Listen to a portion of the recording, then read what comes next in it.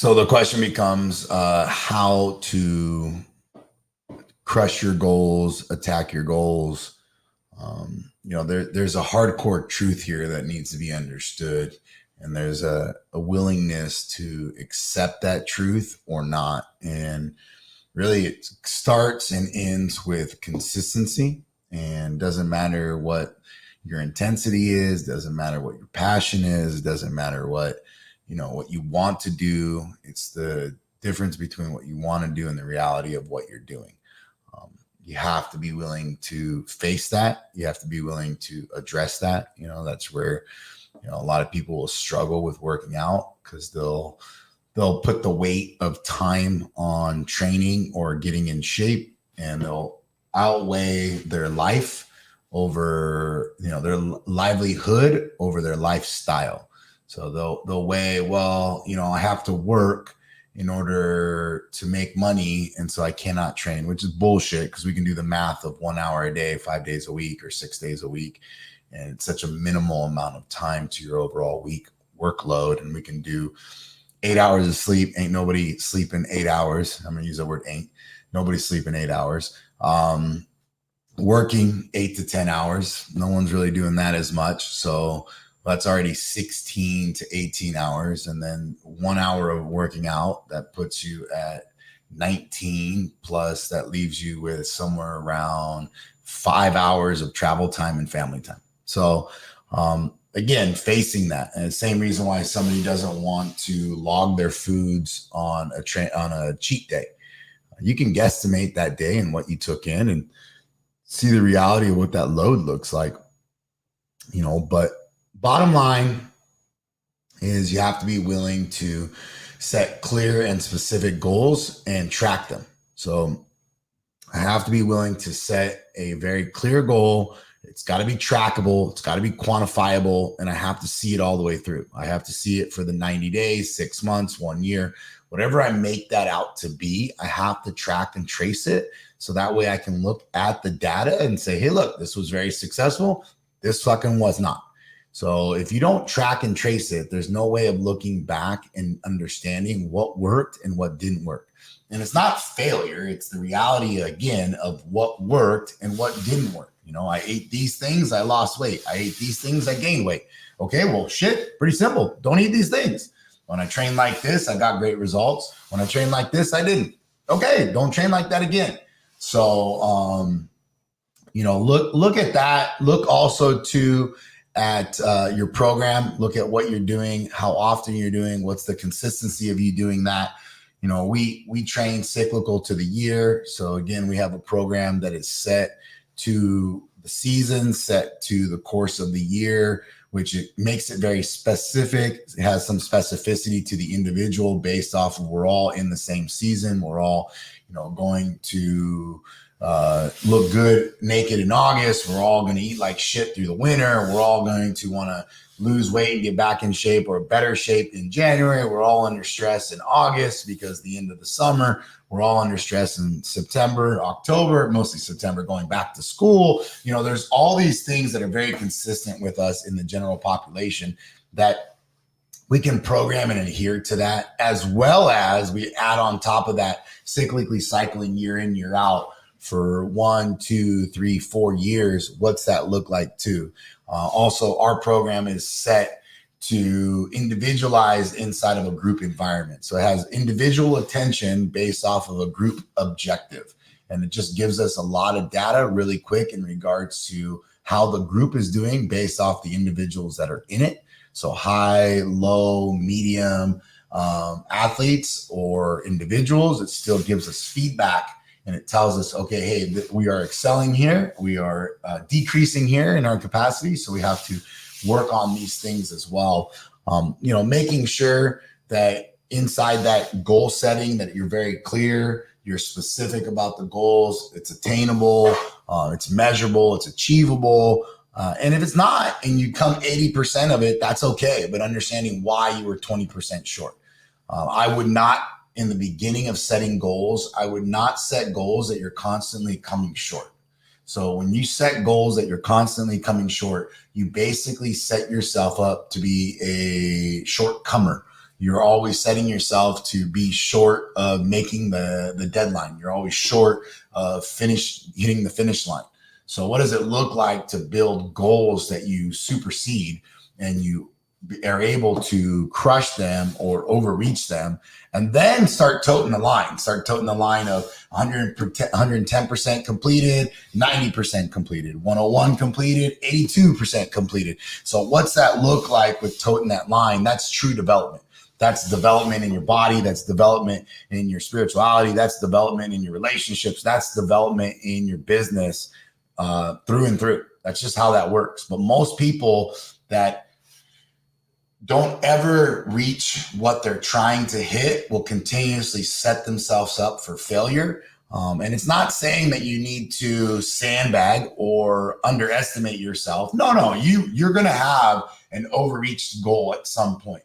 But once you build the layers of achieving those goals, they get built on themselves, right? So let's say the first year, they're very padded goals. You're going to call them padded, and they're short. They're short, but you're getting 110, 120%. Well, that 110, 120% starts to set you up for what you really wanted to accomplish. Now you're already starting to succeed at your next goal. You're succeeding at your next target, inside of your development. And even in there, what does it look like for you to keep growing your goals, right? Like, they talk about habit stacking or habit anchoring or tiny habits, right? If I build a bunch of tiny habits, I have one big habit after 5 years. If I anchor one habit to another habit to another habit, I have a shitload of habits in 5 years. But if I try to build a shitload of habits in the beginning, I'm fucked. So that's what I'm saying when it comes to setting goals, setting targets, and achieving them. And then when it comes to, looking at a like tailored program to your needs, look at what's happening inside of the season. Look at what's happening right now, being in August. What's that look like for you? What's that look like for your training? What's that look like for your ability to eat right? What's that look like for your consistency? And what is it that you're looking to do? CrossFit's not for everybody. CrossFit requires you to want to learn monostructural movements, which, you have to be okay with running, biking, jump roping, rowing. You have to be burpees. You have to be okay with that. You also have to be okay with developing gymnastics. You don't have to develop high skill gymnastics, but just basic calisthenics, basic gymnastics, basic understanding of push-ups, pull-ups, sit-ups, dips, chest to bars, all strict kipping, muscle ups, everything, right? So there's a very basic level of gymnastics understanding, handstand walking, handstand holds. So a skill. And then also it has to be an okay with development of barbells, dumbbells, and kettlebells. So I have to learn skills that I don't know. I have to be okay with compound movements. I got to be okay with understanding the difference.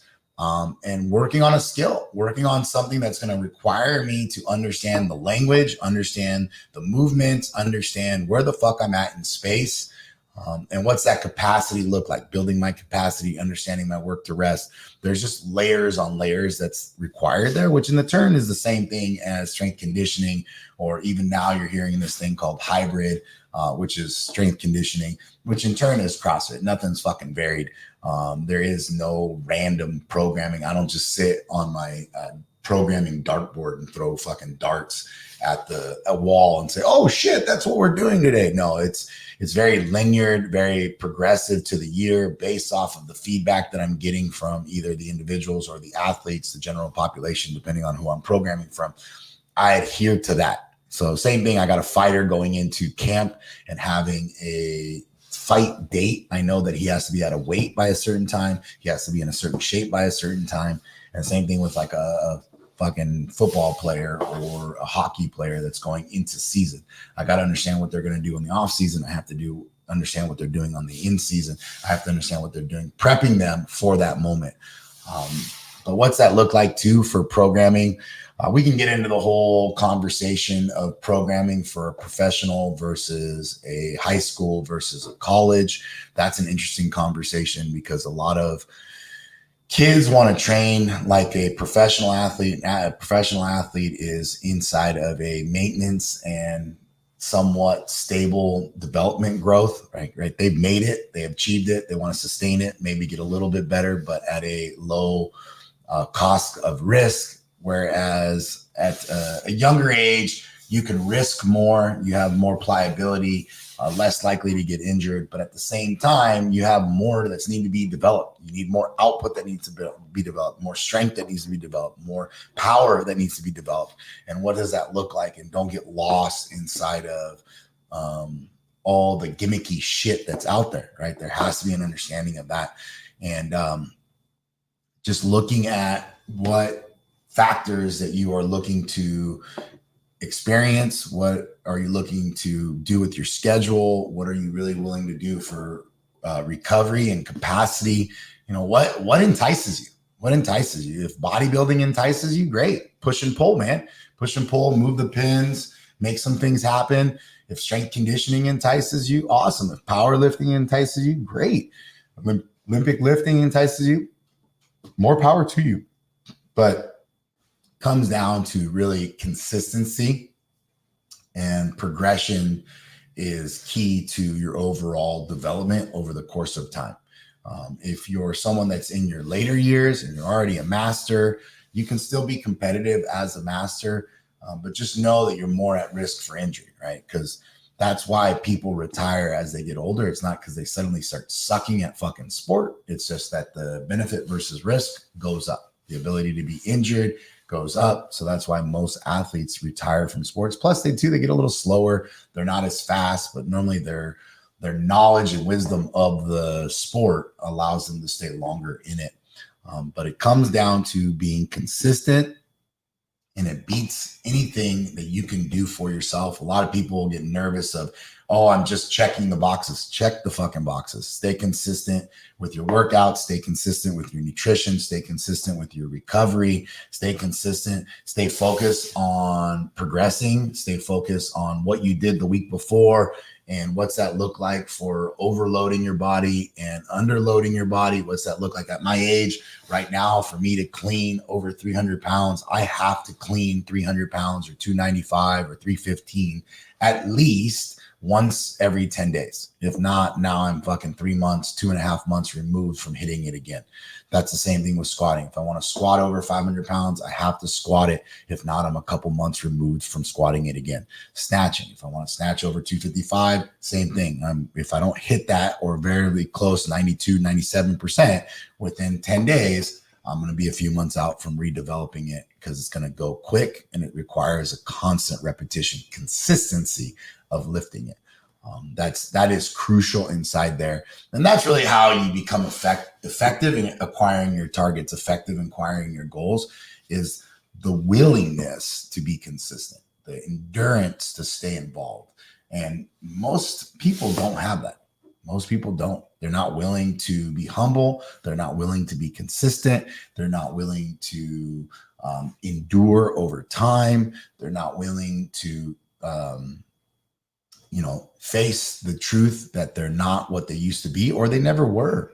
And what's that look like to develop a skill of where you're at today? It's very rare that I meet somebody that has developed a skill for more than 2 years, 2 or 3 years, 4 years. I don't really see this anymore. I don't even see men and women that are over the age of 20 want to develop a new skill or learn something new, or continuously develop the skill of reading and writing, studying, as well as training and development. And, really the strength game and understanding what it's like to develop strength and develop output is a generational thing. It's something that you pass on to your kids. It's something that you pass on to a friend. That's something you pass on to someone else, which was the same way it was passed on to me.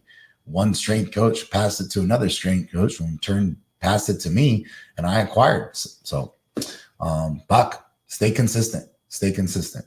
That's all I can say.